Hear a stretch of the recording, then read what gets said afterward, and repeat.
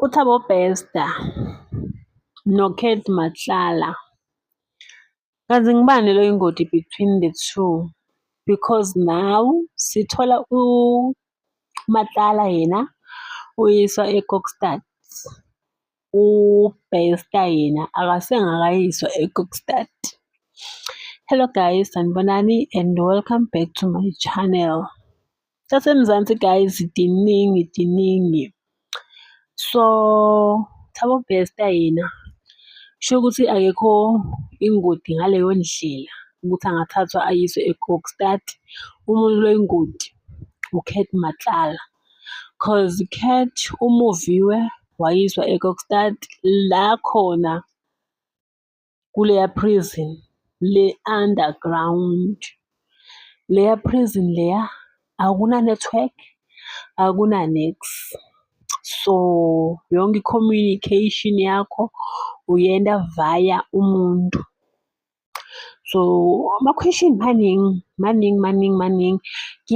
Siyafuna nokwati ukuthi ithi ngabe lapha uyiselwe for i-protection yakhe, because ever since waya ko-testify eMadlanga, maybe that's where wa-raise ama-alarms ukuthi bozibani nabozibani ngibondlile, cause vele siyati ukuthi uKate Matlala ungubaba wema-politician, lokho akusiyo imfihlo. So yena uThabo la khona uyini, sikhuluma ngomuntu lo wa-escape wotholakala eTanzania.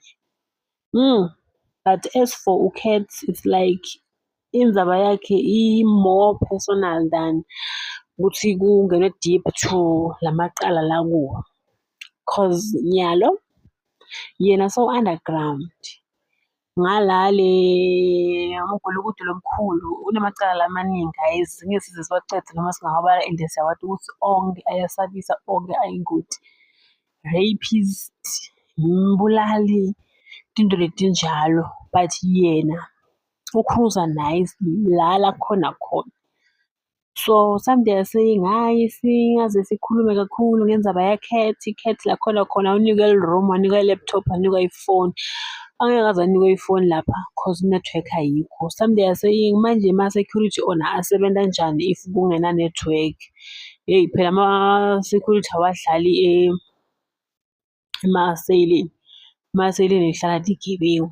So angeke uze compare i-network le thola ama-security abapatrola lapha njani. And siyathi ukuthi uKate ulapha phakathi inside because of leya case yakhe noTebogo Thobejane la azama khona ukumu-slicer tsotsi. So yabo ukuthi indzaba yakhe ingaleyo ndlela, yes iyasinza. Angeke uze ube naleya case leya bese sisi-expect-a ukuthi bemsulwa, cause people they are expecting ukuthi i-system mase ifika kuKate bese seyiba loose. Wonke umuntu kumele ahambe the same route, but sibuta ukuthi ngubani lo ingoti between these two. Sibese sesicakeka lapho ukuthi ngubani lo ingoti. Sho ukuthi uma ngabe kwaKate kubekwe uThabo, umuntu lekumele simbalekele uKate. Hayi sithatha Diva itovula eMadlanga utoqhubeka, or maybe uyiswe lapha because usaqhubeka abe state witness, asazi. Konke lokho sitokuva uma sekubuyeliwe. Guys, that's all. Please like, comment and subscribe. Tonibona ku video elandelayo. Bye.